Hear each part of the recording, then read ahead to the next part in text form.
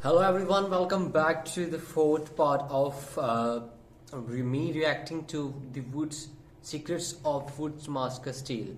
I don't know if it's the third or fourth part, but let's just go with the fourth part. So for those once again who haven't watched the first three parts or four part, please go ahead and watch, otherwise you won't be understand what we are trying to achieve here. So basically we're trying to look at the secrets of Wootz Damascus Steel, which has been lost for from like centuries. So we are looking to work on that, and we're looking to see how it's gonna work, and that's gonna enhance our knowledge related to the history and weapons and things like that. If you're really interested, just hit the subscribe button and turn notification on for the further notifications, and I hope you're gonna love this content. So without further ado, let's just get into this and go from there. Okay, this little ingot is a reproduction of Wootz steel made by Al Penry, and it isn't a Damascus steel until a clever bladesmith forges it into a blade and polishes it, and on the surface you see a really neat pattern. Then you can call it a Damascus, what I call a genuine Damascus blade, or I sometimes call it. I mean, everyone talks about the Damascus and Damascus. I don't think most of you guys wouldn't be familiar with where the term Damascus came from. I think according to my little bit knowledge, Damascus actually came, the name Damascus was the city of Syria. So there was actually a Syria market of Damascus. I mean, there was a weapon market. Most of the swordsmiths were actually coming to that market and selling their weapons. Not only sword, a lot of other weapons too. And then there was a Damascus, like there was a little bit attraction on the metal came up with the different techniques by blacksmiths. So that's where they actually name it Damascus steel, because they were getting the material, the metal or sword, from the Damascus market. That's why I think this area, Damascus city, is one of the oldest city in this world, just to add. Okay, so let's just continue. Called a Wootz Damascus blade. In releasing a Wootz Damascus pattern from the cake of crucible steel, the greatest art of all is in the forging. After days of work preparing the ingot, all can still be lost in this critical process.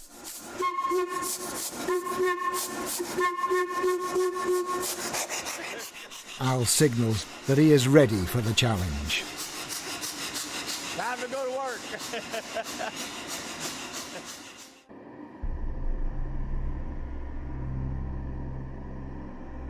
And so began many hours of forging, an intensive session that continued from one day until the next.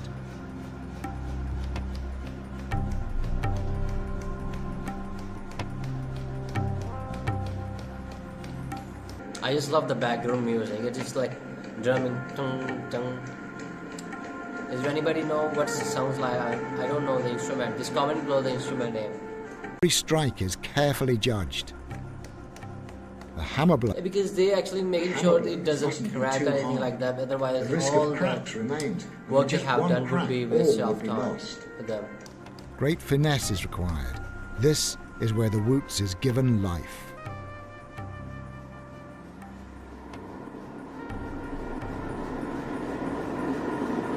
In this forging session, Al had two cakes of crucible steel to work with, both derived from the Jordanian ore.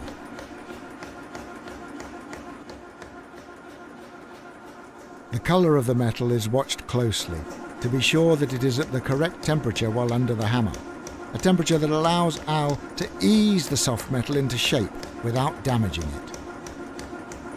Yeah, because if the temperature is too high, this is also going to be harmful. Would change the internal structure and the size of the grains. After each round under the hammer, it is slowly air-cooled before returning to the fire. When you start to forge it, there's some things that have to be done that are only done if you have the experience. You might want to call it an art. Throughout the forging, Al continues the thermal cycling principle, cooling the metal and shrinking the grain between each forging and each reheat. At this stage, it is all about controlling the grain. I just love it, this guy, passionate about making history. Alpendre is named, I think. And it's not just the external shape that is created in forging. The hammer and the heat also cause dramatic changes to the microstructure. As the material becomes denser, Al is able to increase the force of the hammer blows, accelerating the process.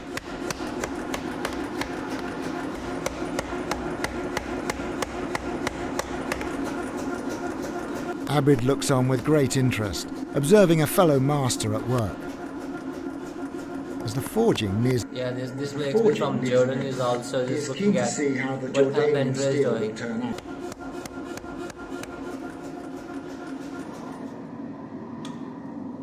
After many hours of continuous labour, the cake of crucible steel finally emerges as a bar, the blank from which a sword could be produced. Days of work are now put to the test. Will it be the Wootz Damascus that they are looking for? Some of the old blades had what's called dendritic steel in it, and that creates a very bold pattern, but it doesn't have the mechanical strength or doesn't have the pattern that the ancients realized gave the best quality in the weapon. Dendritic Wootz would not perform near as well, although it was a nice pattern. If anybody in comment, please, if they have knowledge about the steel he's talking about, please comment below with some knowledge in it. That would be highly appreciated. It wasn't the original or the proper Wootz pattern. You can see a dendritic pattern on the surface of all crucible cakes. Dendrites crystallize like snowflakes as the metal freezes from the molten to the solid state. Dendrites are a necessary precursor to producing a Damascus Wootz pattern, but the final segregation and alignment of materials only happens during the thermal cycling and forging stages. Just having a dendritic pattern on a blade does not make it a Wootz Damascus blade. The pattern which was made in India and Persia and Damascus was carbide clusters pattern. Yeah, once again India from Hyderabad most likely. Pattern. Once again, for those who haven't watched the last video, so I mentioned in the first videos that India has been divided into two parts, Pakistan and India, most of the, and then there was also Pakistan also has been divided into one other country, which is Bangladesh and Pakistan, but two big countries are India and Pakistan. So he's talking about getting Damascus steel from India. So there were old blacksmiths were making that material, and now the history has been divided and the materials has been divided. Since the country has been divided, so everything was divided. So now most of the stuff where I live in Wazirabad, where they actually have this. That's why I have created a company called JW SteelCrafts.com. This is my family business, and we have been in this industry for a while. But I'm not here to say that I'm an expert in Damascus steel and Wootz steel. All I'm saying, we have been doing a blacksmithing for a while, and here's one example of our knife that's called pattern welded, not Wootz Damascus or anything related to history. I'm not just saying that. This is a modern day pattern welded Bowie. If anybody is interested to things like that, and we are actually working on to making these kind of things. That's why I'm actually getting into these documentaries, because I really love learning and blacksmithing.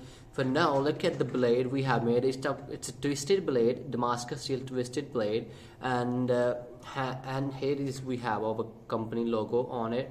I don't know if you can see that, but it's JW SteelCrafts.com on the logo, laser engraved. And handle we have here. For handle we have used brass, mostly for the guard and back pommel, and then we have used brass material within the handle as well, and wood, mostly wood on the handle, to make it really good Bowie knife. It's not the best one, but definitely not, like, I'm not just saying the best in sense of like as compared to the other steels out there, but definitely if someone is looking for a reasonable Bowie knife, we actually not only making a pattern value, we're making them a lot different materials. So I just wanted to give update, and just not to forget, on top of that we have a leather sheet.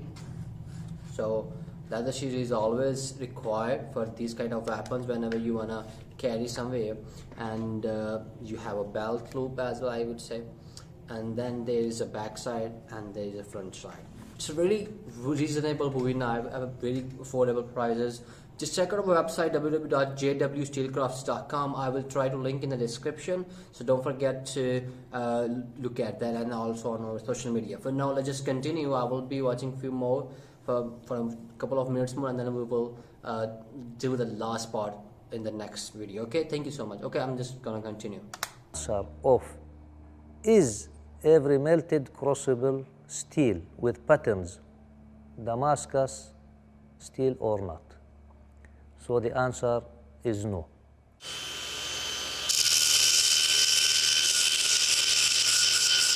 So I would say there is actually a secrecy, because I don't understand that the melting. Al has to grind off the decarburized shell. He uses increasingly finer grades of abrasive to create as smooth a surface as possible. That surface must be taken to a very high polish.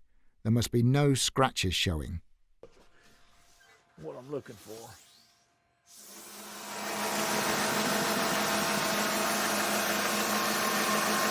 I think I'm looking to polish the bar to see how the result and the pattern When he has shows up. polished it to his satisfaction, And then they're going to Al check in the etches bar microscope. with some acid for a first inspection.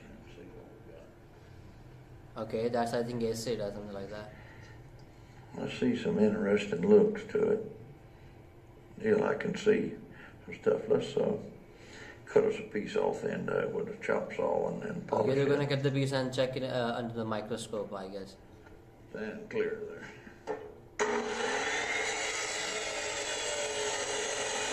It's really hard metal. I definitely The ultimate test is to view it under the believe microscope. it And have for that, taken a small lot sample of has to time be for them to prepared cut it and away. taken to an exceptional polish. Change the angle.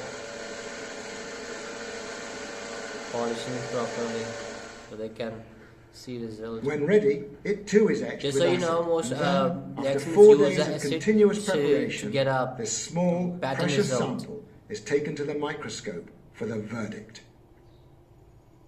The microscope He's is really not for excited. viewing the surface Alexander is pattern, really excited. but rather for inspecting the microstructure of the metal.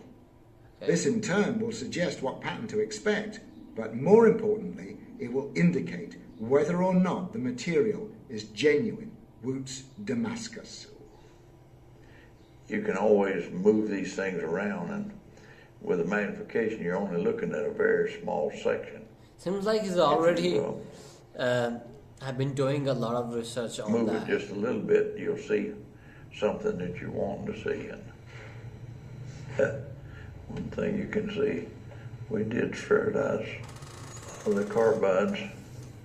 Okay, so we're gonna just wrap up with the good news. I don't know, I haven't watched this video, it's good news. So let's just wrap this video here, because let's just continue with the last part with the more excitement. Why not? So for now, thank you so much for watching this video. If you have stick till the end, I definitely know you're actually really interested about the history of Wootz Damascus Steel.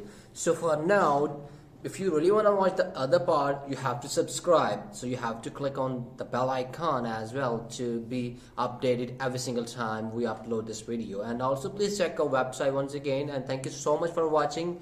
So for now, comment below if you have anything to discuss, any suggestion for video for me to react on, and have a wonderful day. I would say thank you so much for watching.